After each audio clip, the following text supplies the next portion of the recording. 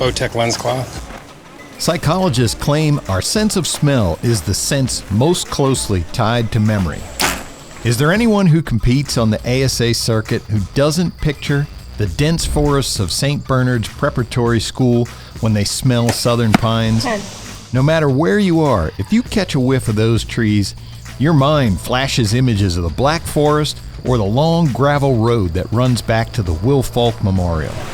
What does DDS mean?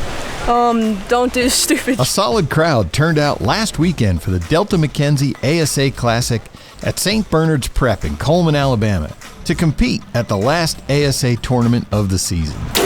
The Classic is always a bittersweet event. Sweet because a win here is highly coveted, and it's when Shooter of the Year titles are decided. Bitter because it means the ASA season is finished, and it's time for everyone to disperse to their corners of the world for the next 6 months. As it has all season, the Zebra Bowstrings team shoot drew a sizable crowd of archers to the St. Bernard Ranges for a final friendly competition. Arrows were shot, laughs were shared, cash was earned, memories were made.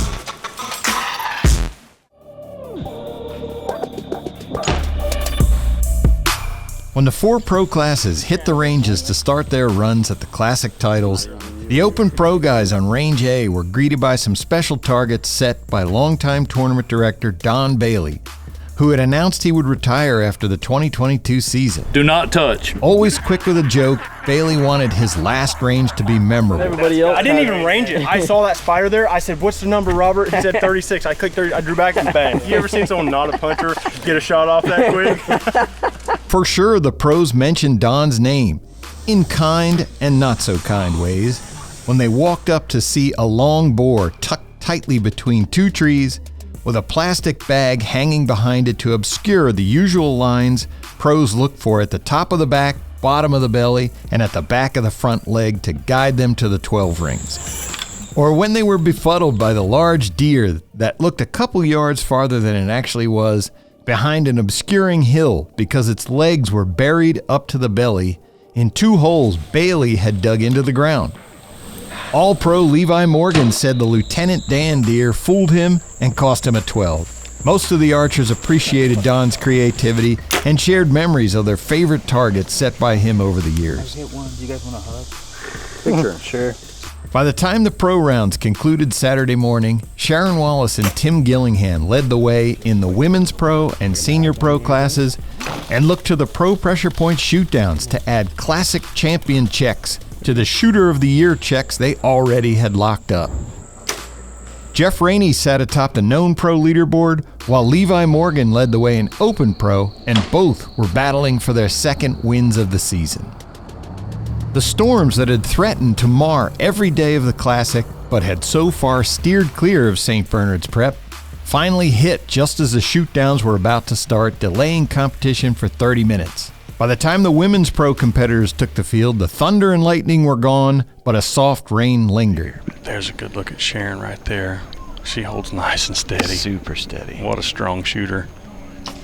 Oh, and she plays upper, so I'm sure she called that one. Nothing was going to derail a determined Sharon Wallace, though. She did what she needed to do to stay in front of her competitors, and her lead was big enough that she didn't even have to shoot her last arrow to take the Classic title to go along with her Shooter of the Year crown. I am just completely overwhelmed with emotions right now, and these girls, they just make me want to shoot and practice even more, and because they are so talented and you have to be on the top of your game to shoot with these ladies, so I'm just very happy. He's shooting a close one here, so he may want to go for it. He's got it, 12 points. The rain picked up as the seniors took center stage. From Keller, Texas, shooting for PSE, Michael Braden.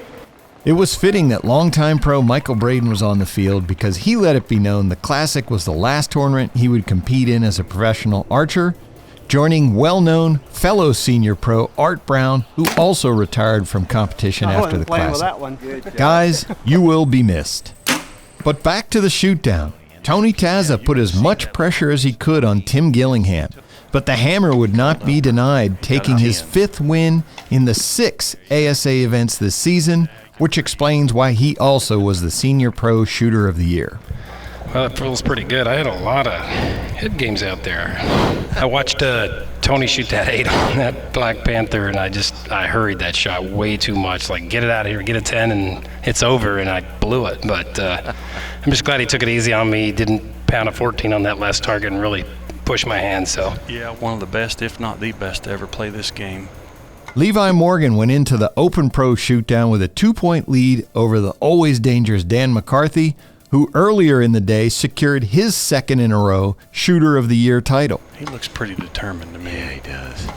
Good shot. Look at that. On the longest target out there. Levi said he felt loose and had fun all weekend, and when Levi is having fun, he's pretty hard to beat.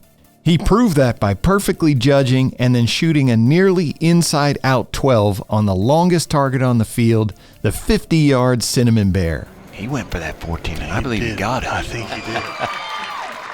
Behind him, there was a hard race for the 2 other podium spots. Ryan Jeffries, competing in his first ever pro shootdown, shot a stellar round and worked his way to a second-place finish behind Levi, with McCarthy taking third.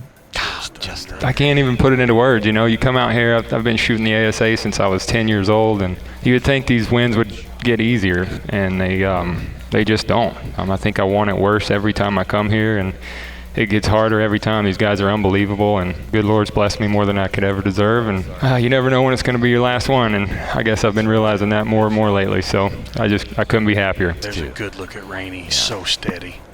That big boy's got some game.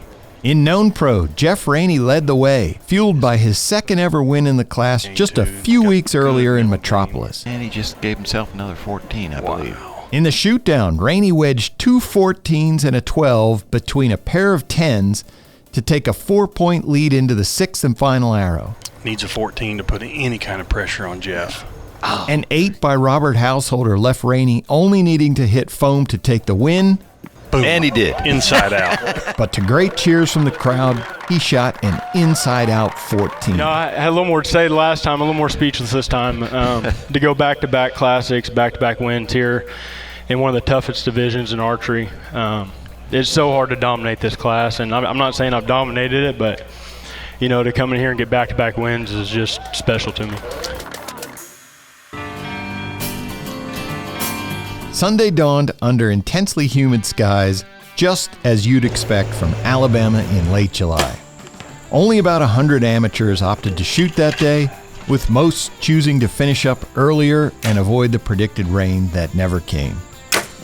And now we all sit back, reflect on the past season, and look forward to the next. As we do that, let's all send good wishes to Don Bailey in his retirement. The man has a heart of gold, and said his goal heading into every tournament was simply for folks to look back at the end of the weekend and say, you know what, I had a good time.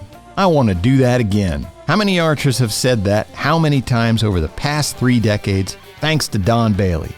Have fun in retirement, Don. And to everyone else, enjoy the next 6 months. Foley 2023 is just under 180 days away.